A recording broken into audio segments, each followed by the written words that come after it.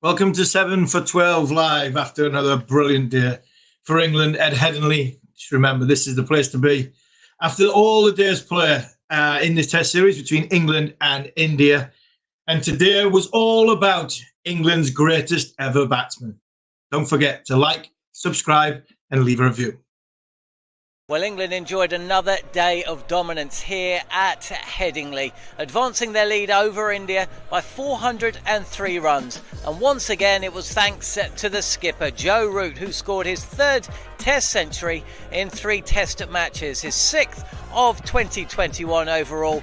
And alongside David Malan, really steered England into a position of absolute dominance. Can India get anything out of this Test match? Well, if they are to, they're going to have to bat out of their skins. It's been a complete and utter dominant Test match for England so far. Surely they are going to win here and go 1-1 with 2 to play.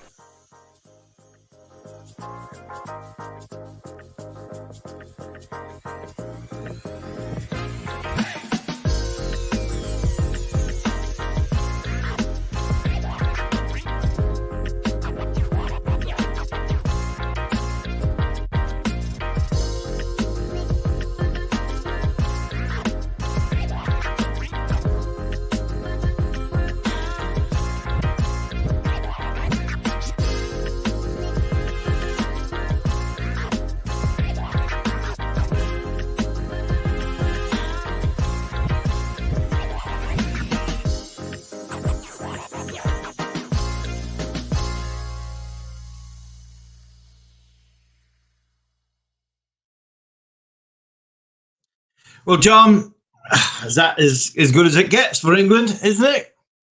Oh, I think so. I mean, look, the papers made for some sweet reading this morning. There's no doubt about it. This has been an England team that has taken a lot of criticism. Losing to New Zealand in the recent 2 Test series, no disgrace in that whatsoever. Going 1-0 down, possibly they really should have been 2-0 down here against India. They got absolutely, battered, didn't they, in India? So, for once, the newspapers, I went through them, looked at the back pages. It's great to see cricket on the back pages, and they certainly were. Joe Root, once again, holding his bat. The pictures actually of Jimmy Anderson taking the wickets of Virat Kohli yesterday, but the newspapers tomorrow will be of Joe Root holding his bat aloft again. It's made mention of, I just did then, but 6 centuries in a calendar year is the most any England batsman has managed in the history of our country playing Test cricket, which goes back to 1877. Well, we've still got 2 tests to go against India. And then, of course, we've got 3 tests against Australia. Or is it 2? I'm starting to get a bit confused about exactly what's going on with the Ashes. But if Joe Root continues this form, then he is going to break every record. He may even break Mohammad Yusuf's record for the most runs in a calendar year, which stands at about 1,700. He's only 400 behind that. Look, we talked about Joe Root a lot. I'm not going to ask you to tell me that he's the best player that you've ever played with again, because you've done that. So let's look at today's play. And if you're joining us here on the YouTube channel, please send us a question and we'll put it to Harmy within the show. But first up, England started the day 120 without loss. India went searching a little bit. They were picked off a couple of boundaries, and then they started to bowl a lot straighter. Sharma in particular was bowling a lot straighter at the batsman. They got Burns quite early. But Hamid, it was quite an interesting one, really. He was 60 not out overnight. He only added 8 runs to his score, and he was batting for an hour and a half. He went 28 balls without scoring, and then he was bowled by a good delivery from Jadeja. But you can see how difficult it is to bat, isn't it? Because India had a chance at him yesterday. They went away. They changed their plans all entirely.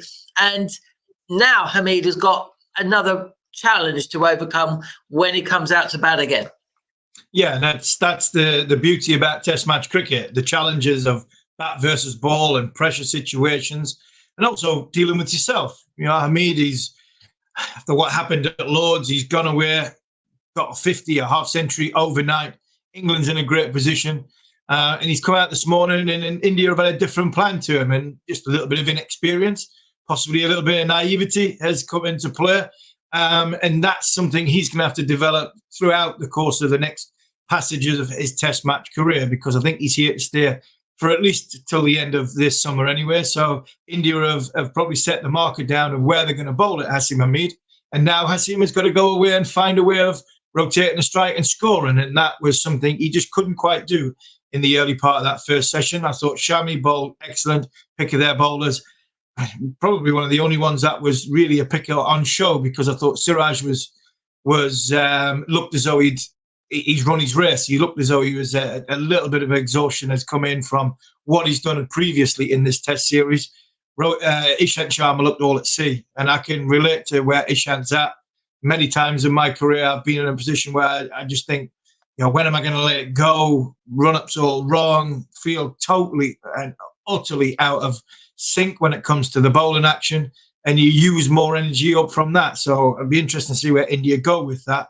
And Bumrah was Bumrah. He was quite economical, but I thought Shami was the one in the first session that really looked as though he was quite threatening. He bowled two beauties away swingers to Rory Burns and got one to come back through and nicked his off stump. We've been critical of Burns. I am one of his biggest critics, but I'm not going to criticise him for this dismissal. I thought it was an excellent bit of bowling. Sometimes you just have to say well done to the bowler. So all in all, first hour of the session was going in India's favour, and then it completely changed with the tempo and the skill of not only Joe Root, but also David Malan. Yeah, well, I'll talk to you about David Malan in a second, but what's it like to bowl when you've essentially only got 78 to bowl? What do you do? There's nothing you can do. You can just sometimes you just got to try between years. It depends where your bowling group's from, whether it's a young, naive bowling group who haven't played a great deal of Test cricket, or an experienced bowling group who have seen a lot of things throughout their career.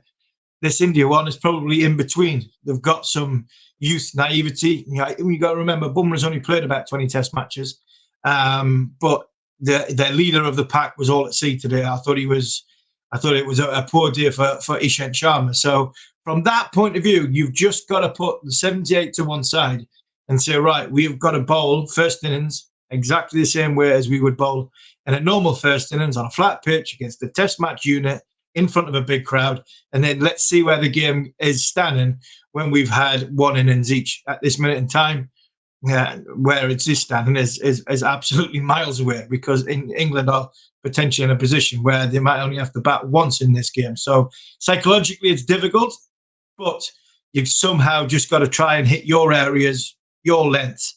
And I thought the way Root and Malan went about their job today didn't give India a chance to hit their lines and lengths because of the way they rotated the strike, the tempo they batted at, and anything offline, which there was quite a bit during that middle period. India bowled both sides of the wicket, and England didn't disappoint. They scored, and when you look at 300 runs scored in a day, it just shows you the bowlers didn't really have any pressure whatsoever.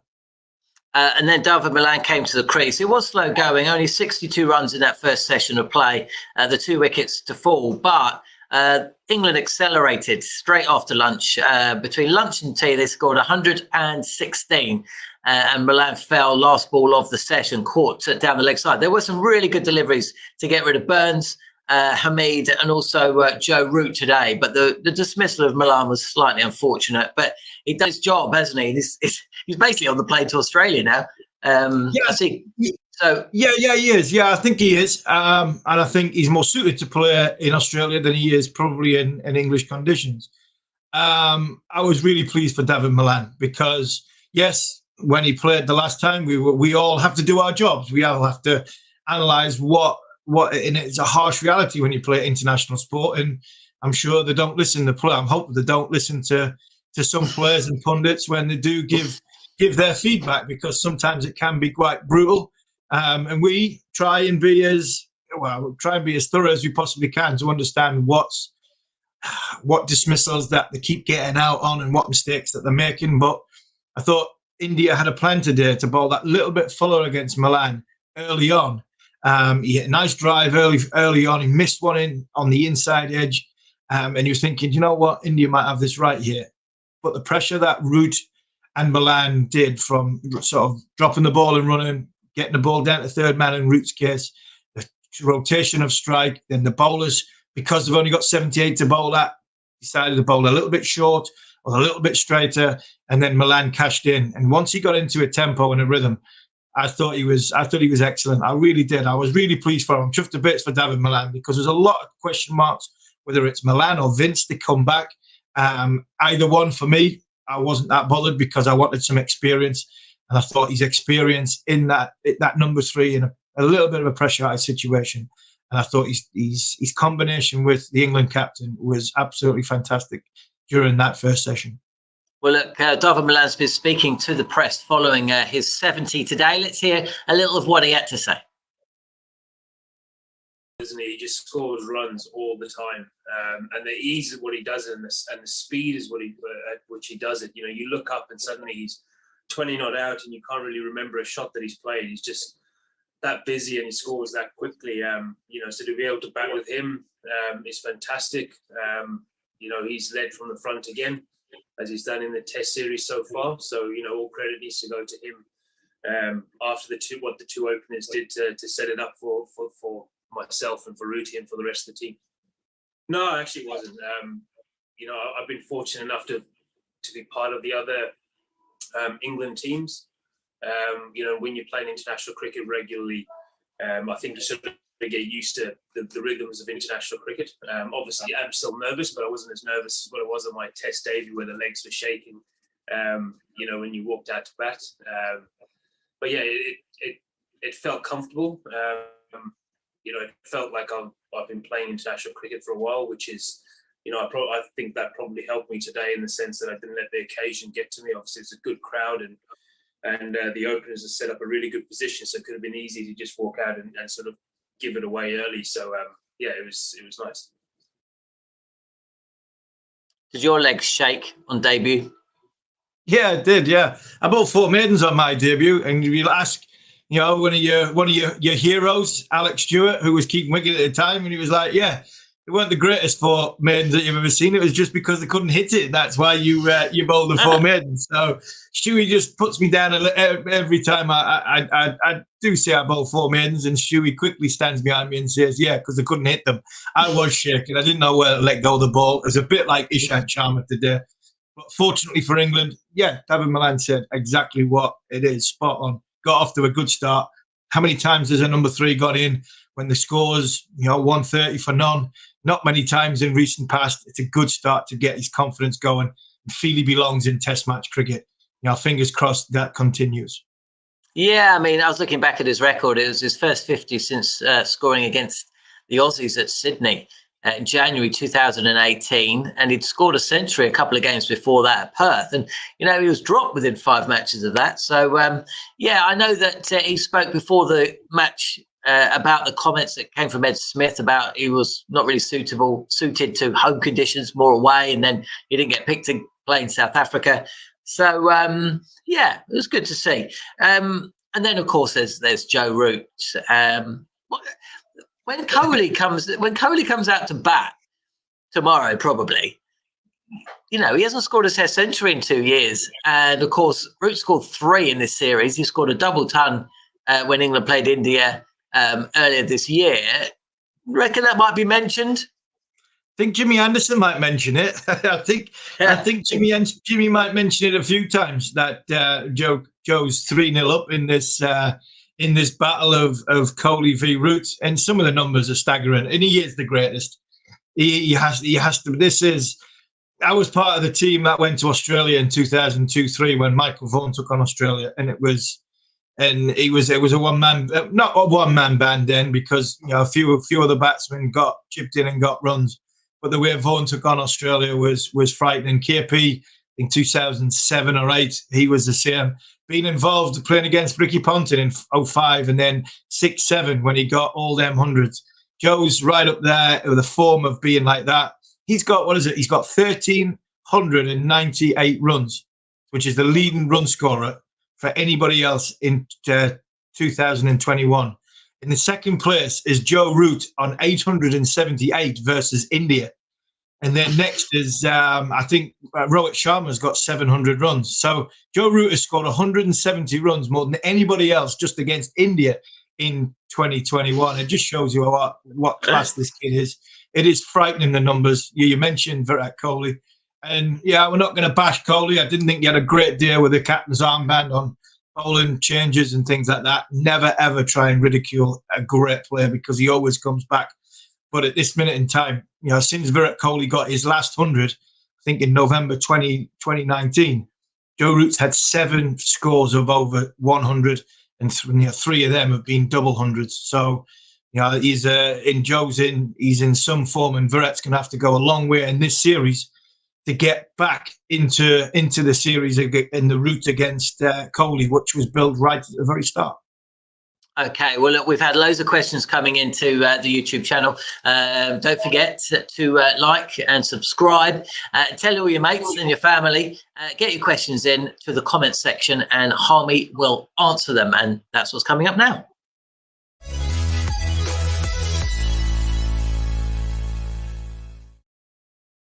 Ask questions, get answers, hashtag ask Harmy, hashtag the comments section. G. Paul says, how do you explain Root's batting like he is facing a bowling machine while India are only 78 runs on the same pitch?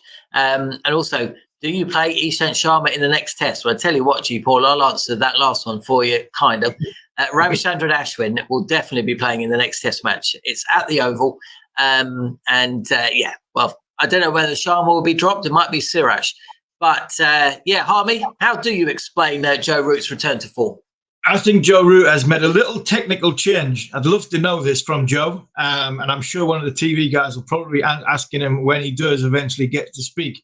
But I think his little shuffle his trigger movement at the start has gotten a little bit more weight onto his sort of instep of his right foot, which means he can play the ball as late as he possibly can.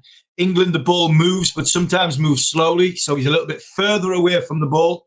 So then he can then move with the ball, and that's why you see him score a lot down towards third man, through gully, through sort of wide-ish backward points left hand. He scores a lot of runs there because he's on the tip of his toes. When he went to, he got 50 back foot punch, both feet off the ground, and I think it gives him a little bit more balance. And when India did overpitch, he seemed to still have that balance to go forward to hit the ball through extra cover. The difference between the surface and the bowlers is India have got more bowlers that want to hit the pitch. Shami hits the pitch hard. He tries to get at the swing. Siraj wants to hit the pitch hard. Ishant tries to sort of swing it, but everything's sort of going in, and he had an indifferent day. And Bumrah's a hit the pitch bowler. England have got a couple of them. They've also got an all-time great swing bowler who always sets the tone, and I think that was the difference on why they were bowled out at 78 and why England are in such a commanding position. To answer your question on Ishant Sharma, I don't think he'll play in the next test match. I don't think Mohammad Siraj will play in the next test match. I think Shardul Thakur will come in and Ravi Ashwin will come in to strengthen their batting and give them 2 spin options, and Ashwin has already got a 6-foot at the Oval, I think, this year, when he played his one-off game for Surrey, so you'll expect him to be back in. Yeah, Root's centuries this year. He came to the crease 17 for 2 against Sri Lanka at Galle and hit 228. Then 5 for 2 at the same ground in the next test and hit 186. It was 63 for 2 when he walked to the crease in the first test against India at Chennai. Scored 218. Trent Bridge, 46 for 2, and he scored 109. 23 for 2. And he scored 180 not out. And what was the score when he walked to the crease today? 159 for 2. That's a bit better, isn't it? Do you think, Shashank says, do you think, I guess he means Ashwin, do you think Ashwin should get the chance over Jadeja in the next test? So you've just answered that question, kind of. But would they be, when you consider they're all in on this 4-seamer strategy, do you think that there's a chance Ashwin might come in for Jadeja? No, I don't think so. I don't think Thakur can bat 7. If they go down that route and leave and bring another seamer in, I don't think they'll go down that route. I think they'll go with Thakur at what would it be, number 8, number 9, along with Ashwin, leaving out the 2 seamers. I think they'll go back to 3 and a 2 seamer strategy with 2 spinners. I didn't think Jadeja bowled that badly there. I thought he bowled all right. I just thought his captain could have had a little bit better field, a little bit more of a defensive game plan, and tried to hold England down at one end and then rotate the seamers at the other end. It just seemed that Jadeja was trying to too many things, trying to get too many wickets. I know you were bowled for 78, but I thought they could have tried build some pressure with Jadeja and then tried to attack from the other end with the seamers. I just think all in all, I thought there was a little bit of muddled thinking when the Indian captain and their game plans were going when Root and Malan and Bairstow were going in that middle session. Yeah, 2 for 88 for Jadeja.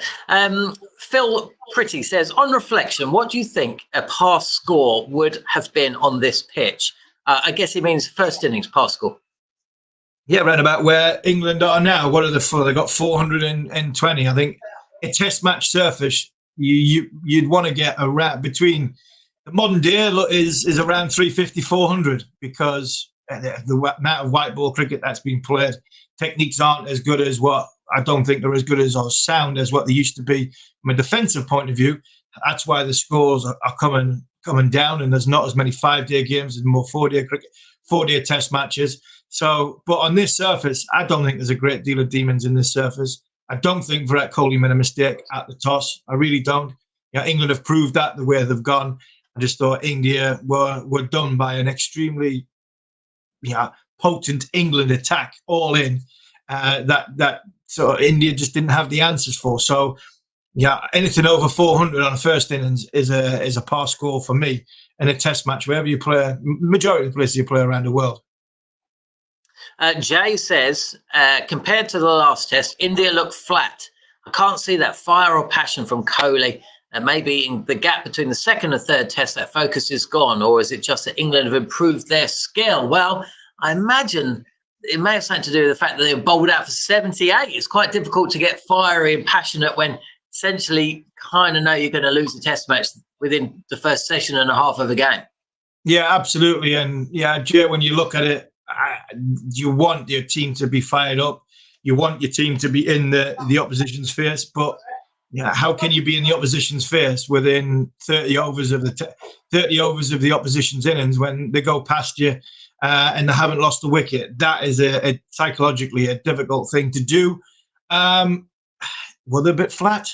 Yeah, I think whether was the exertion of what happened at Lord's, just sort of everything, energy zapped out of India, possibly. I think it was. One thing I will say, you've seen the celebration of Joe Root at the end, and his celebration was at his team, at his teammates, to say we are right back in this series and thanking them, I think, as well, because they've got themselves back in the series by not hiding, by standing up, putting the chest out, and coming back with some good cricket.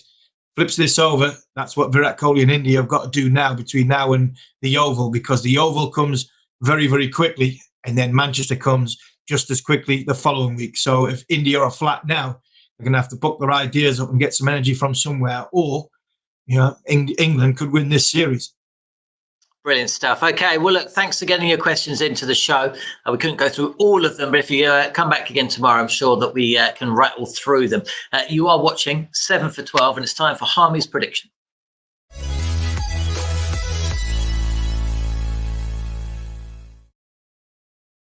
Well, Harmy, I'm not going to ask you who's going to win this test match, but I will ask you, will it finish on day 3 or day 4? Day 3 for me. Day 3 for me. I think India are in such a position. Yeah, I think I'm going to go to Scotland and have a game of golf and not worry about having to keep an eye on what happens in the test match. I think this game could be all over by 5 o'clock-ish tomorrow. And it's nothing that, standing here and you're sort of pushing your chest out and saying 3 Lions. I just think the state of the game and where it's at, England will probably have a lead in excess of 350. And you've got to remember, India have got 4 number 11s. And no matter what they've done, it was a one-off. It's a 1 in 20 chance for me at what they've done at Lord's with Bumrah and with Shami. That's why they'll change a team for the Oval. And if all of a sudden, if them 4 come into bat or getting their pads on, and England are still 200, or India are 200 for making India bat again, the game will finish very, very quickly. Anderson to be the star again with a little help from his seamer friends in Overton, Robinson and Curran. Not sure Mo and Ali will be needed in this second innings. Brilliant stuff. Harmy, thanks for that. We will be back, of course, following all the action from day 3 here at Headingley, where it's a nice night. I might go out for a little drink and a bite to eat. Harmy, thanks for everything. And if you've been watching, please like, subscribe, review, get your comments in, and we'll answer them after the show tomorrow. Thanks for watching.